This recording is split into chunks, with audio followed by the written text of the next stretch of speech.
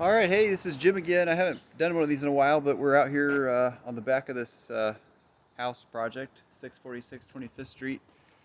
It's coming together. We got an exterior plan here and some nice products that are going to be going up. The interior is also coming along. We're in the trim phase. I wanted to talk through what we're doing here for this exterior.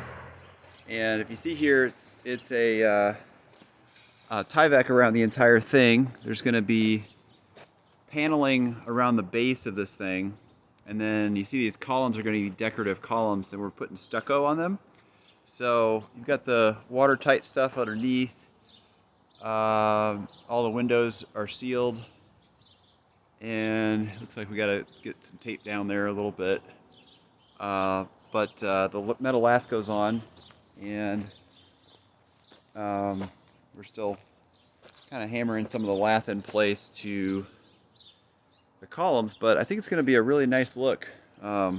Meter got relocated over here, so Mid-American still needs to do the cutover, but it's coming together, and we'll have a few more updates as we go. Garage doors installed, but should be a nice, sharp house. So